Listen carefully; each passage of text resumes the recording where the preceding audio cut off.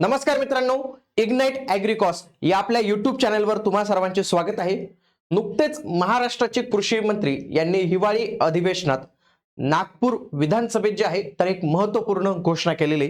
त्यांना प्रश्न विचारण्यात आलेला होता की कृषी विद्यापीठामध्ये जी जनरलची भरती, मित्रांनो लक्षात घ्या, याच्यामध्ये दोन पद्धतीच्या भरती निघतात. एक असते प्रकल्पग्रस्तांसाठी आणि दुसरी असते जनरलसाठी. जनरल म्हणजे तिथे SC ST असतोच, पण तिथं महाराष्ट्रातून कोणताही उमेदवार अप्लाय करू शकतो. प्रकल्पग्रस्तासाठी ज्यांच्या जमिनी त्या विद्यापीठासाठी गेलेल्या आहेत त्यांनाच तिथं संधी जी आहे तर ती मिळत असते मित्रांनो. तर ऑलरेडी प्रकल्पग्रस्तांच्या जाहिराती आलेल्या आहेत, गट क आणि गट ड च्या.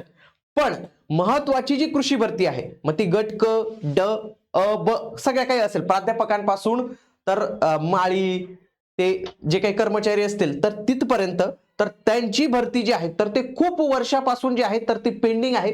त्याच्या संदर्भात खूप सारे कृषीचे उमेदवार प्रयत्न करत आहेत. मग शेवटी याची घोषणा जी आहे तर ते त्यांनी इथं केलेली आहे. कृषी मंत्री यांनी सांगितले की मार्च 2026 पर्यंत ते जे आहे कृषी विद्यापीठामधील जे काही रिक्त पदे आहेत ते भरणार असल्याची त्यांनी घोषणा जी आहे तर ती केलेली मित्रांनो. आणि याच गोष्टीच्या अनुषंगाने आता तिथपर्यंत भरायची, तर त्याच्या आधीच आपल्याला फेब्रुवारीमध्ये किंवा मार्चमध्ये जाहिरात जी आहे तर ती अपेक्षित आहे. आणि एवढ्या कमी कालावधीत जर तुम्हाला तयारी करायची असेल व्यवस्थित, तर तुम्ही आपली कृषी सेवकची बॅच जी आहे तर ती नक्की जॉईन करू शकतात. कारण की विद्यापीठामध्ये कृषी सहाय्यक नावाचं डायरेक्टली पद असतं, ते कृषी सेवकने म्हणून भरत ते डायरेक्टली कृषी सहाय्यक, आणि पहिल्या दिवसापासून तुम्हाला पूर्ण पगार जो आहे तर तो मिळतो. तर याची टेक्निकल तसेच नॉन टेक्निकल अशा दोन्ही स्वरूपाची बॅच जी आहे तर ती आपल्याकडे अवेलेबल आहे. इग्नाइट अकॅडमीचं ऍप्लिकेशन डाउनलोड करून तुम्ही ही बॅच जॉईन करू शकतात. काही प्रॉब्लेम असेल तुम्ही यांना कॉन्टॅक्ट जो आहे तर तो करू शकतात. बघा, बातमी आली होती कृषी विद्यापीठातील रिक्त पदे मार्च पर्यंत भरण्यासंदर्भात बातमी जी आहे तर ती दिलेली होती. कृषी मंत्री दत्ता मामा भरणे यांची विधान परिषदेत जी आहे तर ती घोषणा जी आहे तर ती करण्यात आली होती. बघा काय सांगितले, राज्यात चारही कृषी विद्यापीठात पदांचा मोठा अनुशेष आहे. कारण की खूप वर्षापासून भरती तर झालीच नाही, त्याच्यानंतर रिक्त पदं खूप सारी होत गेली. आणि तुम्हाला ते कोविड मधला एक काळ आला की ज्याच्यामध्ये बरेच कर्मचारी जे आहे तर ते त्यांचं जे आहे तर ते निधन झालं आणि ती पदं भरलीच गेली नाही, अजून ती पदं तशीच आपल्याला बघायला मिळतात. कृषी शिक्षणासह संशोधनावर याचा विपरीत परिणाम होत असल्याने मार्च 2026 पर्यंत कोणत्याही, आता हा शब्द त्यांचा आपण जो आहे तो नोट डाऊन करून ठेवू, भविष्यात आपल्याला कामात येईल, की कोणत्याही परिस्थितीत पदभरती केली जाईल. आता म्हणजे हा शब्द आपण सर्व कृषीवाल्यांनी, ॲग्रिकॉसवाल्यांनी सेव्ह करून ठेवणं फार गरजेचं आहे. जर हे झालं नाही तर हेच यांना दाखवायचं नंतर की बघा तुम्ही सांगितलं तर कुठल्याही परिस्थितीत, आता म्हणजे कोविड येऊ का काय, आकाशातून उल्कापिंड येऊ, पण तुम्हाला हे पद भरायचीच आहेत, अशी घोषणा कृषी मंत्री दत्ता मामा भरणे यांनी शुक्रवारी 12 डिसेंबर विधान परिषदेत केली.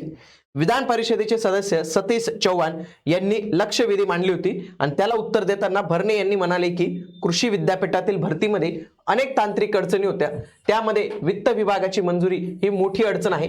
आता वित्त राज्यमंत्री आशिष जयस्वाल यांनी पदभरती संदर्भातील खर्चाच्या तरतुदीसाठी वित्त विभागाकडून मान्यता येत्या 20 दिवसात मिळणार असल्याची घोषणा केलेली.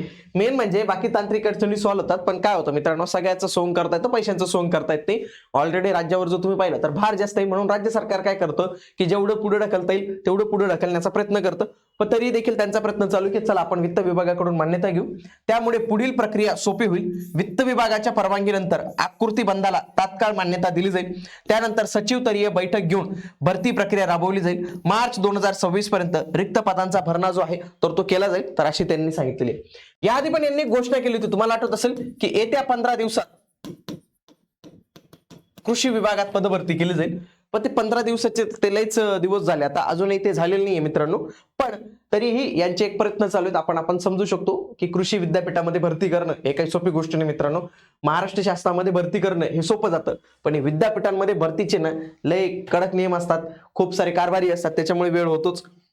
कृषी विद्यापीठातील भरती ही शास्त्रज्ञ सेवा मंडळाच्या माध्यमातून राबवली जाते. या मंडळाचे अध्यक्षपद सध्या रिक्त आहे. भरती प्रक्रियेत अडसर भासू नये याकरता महाराष्ट्र कृषी शिक्षण आणि संशोधन परिषदेचे उपाध्यक्ष यांच्याकडे प्रभार तात्काळ प्रभावाने देण्यात असल्याची घोषणा केलेली होती. म्हणजे ज्या मंडळाकडे याची भरती प्रक्रिया राबवण्याचा आहे तर तोच मंडळ खाली आहे, तर तिथं त्यांनी उपाध्यक्ष काय अध्यक्षपद जे आहे तर ते पण लवकर भरून घ्यावं. चतुर्थ श्रेणी कर्मचाऱ्यांची पदं भरण्याचे अधिकार कुलगुरूंकडे आहेत. मात्र नगरपालिका आचारसंहितेचे कारण देत अकोला कृषी विद्यापीठाच्या कुलगुरूंनी पदभरतीस नकार दिला असल्याचा आरोप सदस्य अमोल मिटकर यांनी केला. यावर माहिती घेऊन योग्य ती कारवाई केली जाईल असं देखील त्यांनी सांगितलेले. आता आपण ठीक आहे, आचारसंहितेचं कारण दिलं, 21 तारखेला आचारसंहिता संपते आहे. त्याच्यानंतर आपण पाहूया हे काय जे आहेत तर ते सांगतात. त्याच्यानंतर बघा, ऑलरेडी लक्षात घ्या, त्यांनी मागे हा एक आकृतीबंध, एक प्रस्तावित आकृतीबंध जो आहे तर तो पाठवला होता, ज्याच्यामध्ये महात्मा फुले कृषी विद्यापीठ राहुरीचे 4229 पदांचा आकृतीबंध पाठवला होता. डॉक्टर पंजाबराव देशमुख कृषी विद्यापीठ अकोलाचा 2884चा आकृतीबंध पाठवला होता.